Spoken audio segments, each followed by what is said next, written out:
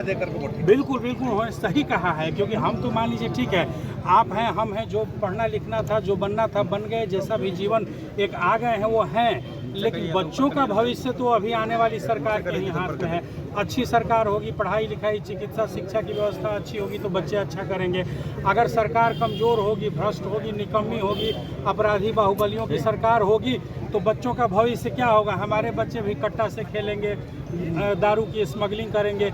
तो आपको देखना है कि हमारे बच्चों का भविष्य किस सरकार के हाथ में सुरक्षित होगा, और ऐसी सरकार चुनने के लिए दिनांक 6 नवंबर को जाकर अपने बूथ में हर व्यक्ति वोट करे और ऐसे बटन दबाए कि ये व्यवस्था तुरंत परिवर्तित हो। लास्ट सवाल है सर, माना जाए कि अभी इंडस्ट्री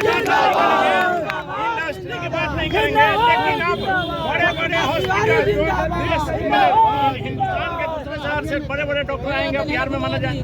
बिल्कुल बिल्कुल, और इंडस्ट्री भी आएगी। देखिए, जब व्यवस्था में परिवर्तन होगा तो ये चीज़ें स्वतः अपने आप होती हैं। जैसे अगर किसी नदी में ठहरा हुआ पानी है तो वहाँ गंदगी जमा होगी, लेकिन नदी में अगर वेग है, पानी बह रहा है, तो उसमें अगर कोई कूड़ा कचरा भी आएगा तो साफ हो जाएगा। तो हम लोग इस नदी के वेग में सारे कूड़े कचरे को साफ कर देंगे। चलिए तो डॉक्टर साहब है कि जनता को कौन सा प्रत्याशी थोपा जा रहा है। पार्टी कोई हो, बीजेपी को जिन्होंने बनाया पंडित दीनदयाल उपाध्याय, उन्होंने ही कहा था कि अगर केंद्रीय नेतृत्व तो किसी के दबाव में आकर गलत प्रत्याशी जनता के ऊपर थोपता है तो जनता का ये कर्तव्य है कि उस प्रत्याशी को तिरस्कृत करके उसको हटा दें और नेतृत्व के इस भूल का सुधार करें। तो हमारे जैसे लोग भी तो जनता के पास कोई ऑप्शन ही नहीं है। आप देखिए कि महागठबंधन के प्रत्याशी 10 सालों से यहाँ कोई काम नहीं किए, जनता उनसे पीड़ित है, छाई है। तो ऐसे में हमारे जैसे लोगों को आगे आना पड़ेगा, ऐसे प्लेटफॉर्म पर जुड़कर जहाँ से जनता को एक स्वच्छ और अच्छा प्रत्याशी चुनने का ऑप्शन दिया जाए।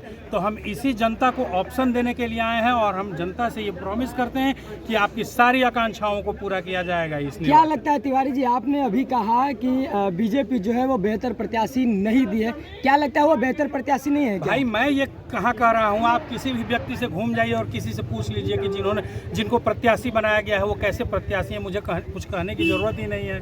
एक तरफ एनडीए,